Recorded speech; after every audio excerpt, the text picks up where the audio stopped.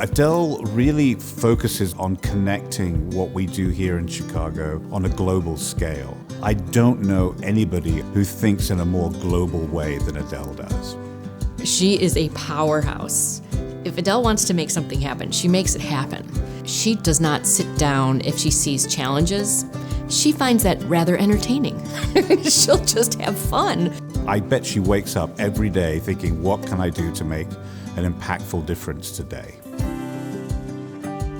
Adele's contribution to climate change and addressing climate change is renowned. Adele was one of those people who early on understood that working with the private sector, where most of the money, most of the innovation, most of the impact on the environment occurs, is absolutely critical. And one of the things that she did is she put together a group of people who looked at climate, the environment, biodiversity, and talked to major corporations and advised major corporations on how they might take this issue and make it their own. She has been instrumental in essentially, funding institutions like this, enabling us to fulfill our mission through her philanthropic drive.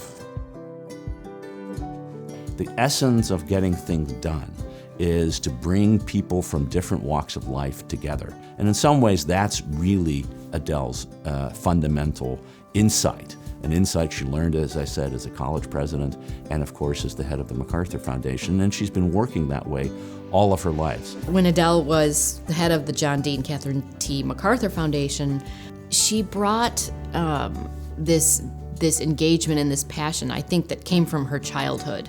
She came from a background, a family that instilled in her a real sense of civic duty, which is something that she's taken incredibly seriously throughout her entire career.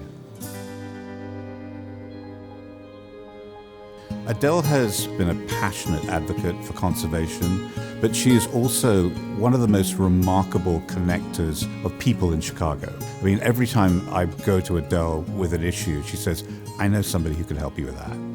Adele had relationships, and close relationships, and if she didn't, she would make those close relationships by picking up the phone and calling that person. If she didn't know him, they knew her after that.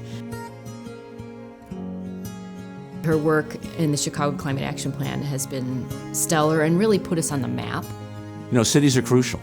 About 75% of greenhouse gases come out of cities, which means that 75% of the global solution will have to take place in cities. Our landscapes are our community identities. The simple effort of cleaning up a space, of mulching a tree, of building a community garden, all of those kinds of things give people an opportunity to connect with each other and connect to something we're all responsible for. One of the things that Adele understands is in order to get stuff done, you need different voices at the table. And sometimes those are the voices from people who hadn't even thought about how they can contribute to solving these problems. Of course, the government has a big role to play. Of course, the private sector has a big role to play. But what philanthropy can do is to direct those resources to the right outcome. That critical support at critical moments in time are what make big things happen. One of the most important things that needs to carry forward from Adele's legacy is to be bold.